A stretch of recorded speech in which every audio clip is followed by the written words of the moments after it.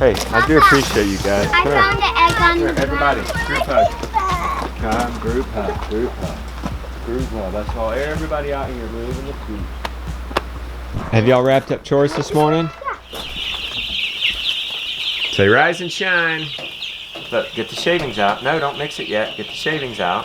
And then, Mr. Brown, puff it up. Boys! What is it? Thursday, Friday, Saturday, Sunday. 5 days till we go get pigs.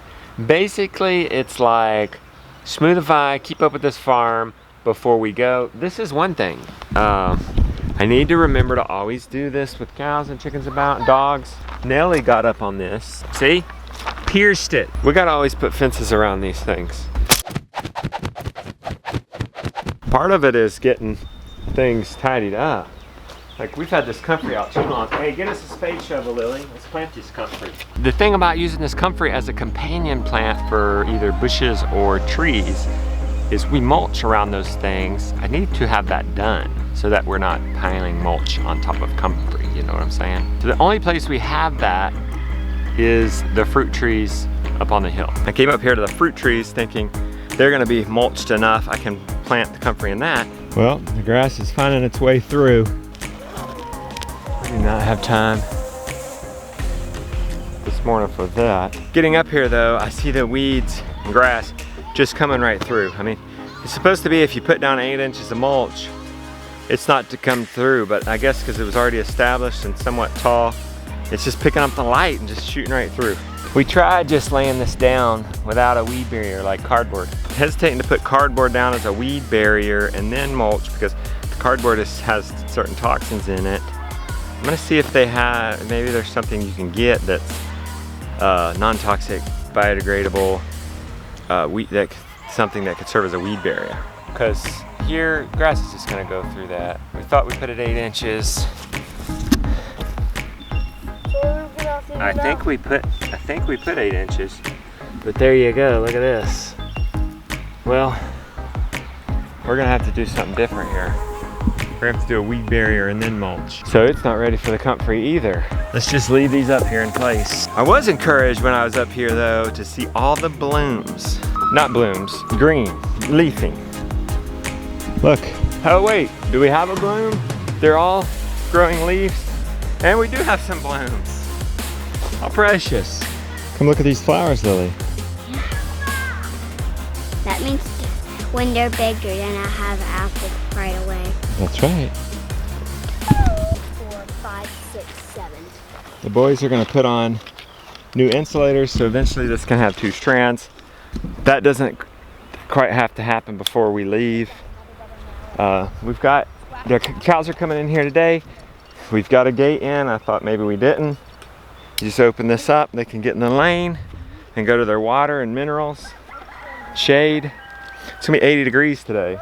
Essentially for the spring, I'm dividing the farm into 14 paddocks, moving them on a 14-day rotation, mowing behind them. This is the move today, Wednesday. Should go make sure Thursday's ready. Come on, Lily. Good thing I came, because look, Thursday has a lamb on it. Papa, you said put the cows on these weeds. Yeah? They love them. You know they love these weeds? Yeah. How do you know? Because I fed Violet them. Okay. All right, well, let's go. Gideon took a break inside. Now he's calling me. Way over there. You know, we need to get a fencing line anyway. More insulators, reels, line. Mr. Brown. Get in. Get in. Yeah. Come on. It's cold out there. Why'd you take your jacket off? Because I had to go pee. You had to go pee. Are you George Costanza? You gotta take off your clothes to go pee? Yes. Okay. Put that on. Alright. It's weird. In the winter, he don't want to wear nothing. But when it's warm out, notice my attire. I'm in a short sleeve.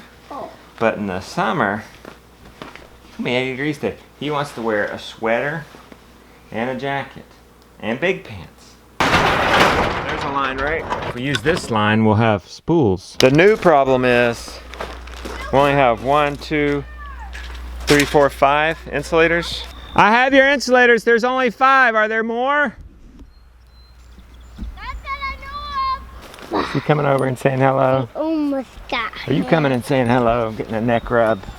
What's the status, guys? It looks like you've done a good job. We've done all the way to the end and a little bit back, but we needed more insulators. Okay, I've only got 5 more, so do you guys want to stay here and keep working on this project while I go milk? Sure. While I'm out here rolling up this line, I realized I need to protect these. We do have trees here from some of our first plantings years ago. Bad placement, but these guys have survived sheer utter total neglect. 1, 2, 3, 4. So let's keep the cows off of them. Now we have a dummy fence around that. At the very least, these could one day grow up to be shade. Good morning, beauty. Good morning. How's it going in here? Going good.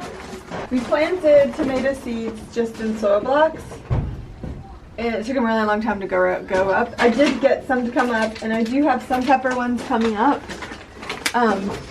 So I tried on the member area. There was some discussion about how to get tomato and pepper seeds to germinate, and somebody had the idea to put them in a paper towel wet in an incubator. Unfortunately, my incubators, both of them, are being used when I wanted to try this, so I did that. I put them on a paper plate inside a bag, and then I put them on a seedling mat that I already had from like 15 years ago, and they're actually germinating in here. So if you want to see, these are red bell peppers, and It's okay. hold on, I'm really excited about it. See? Yeah. It's working so far. I'm gonna plant I'm gonna take the ones. Okay, so the problem with this is that if I had coffee filters, I could have done that in there, and then I could leave them as long as I wanted to. But because they're paper towels, they will like grasp into the paper towel, and then it's a problem. So I just gotta stay on it. Hey, she's coming out. That's a change. She hasn't been coming out automatically. Yeah, you can milk this cow with me. We're gonna check her. That's a good sign. Udder looking pretty full now? Yep. No, not terribly full.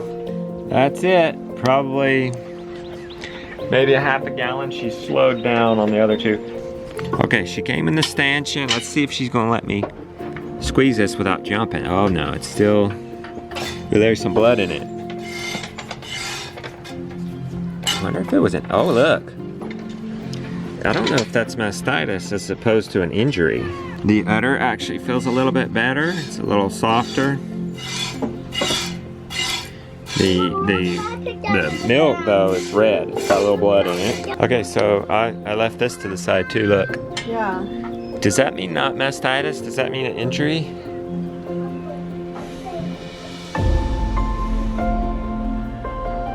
I have to look it up. Then we can finally go play on the mound. Did you guys get it done? Yeah. Okay, let's get them to that new pasture then. Chickens! Chickens! Chicken! We do have the trees protected. Good job, Jonah and John. We're gonna see if that works on these cruddy trees before we go into our very nice, young, very fragile trees, because that's what we're gonna do to protect the new orchard too. So we're gonna see if this works, just dummy fences. The boys put 2 strands up along this lane, protected the trees. Oh my gosh. They're keepers. All the while I was milking, did all by themselves. I'd say we've had a great morning. One step further to an established grazing system. I'm happy about that. Hopeful for Phyllis. Hopefully that's a die-off. We're gonna see. I guess let's check in with Rebecca. So what did Mr. Google Pants say about the blood in a mastitis affected quarter is a thing, so it could just be. So I know that stuff that we're using, where do we have that up here? It causes a flushing or a shedding, so it could just be that. Okay. Like flushing it out. Okay. I'm not 100% sure, but we are doing everything that keeping a family cow has said to do. Another thing that we should maybe do when we strip her out in midday is take a hot cloth and really rub it on there and then strip it and then rub it on there again and then strip it to just encourage, because like as a mom, when you have mastitis, that heat is really good. And then also we can also use homeopathy. That's it. Handy dandy gate from our daily pasture to our shade, water, and minerals. No,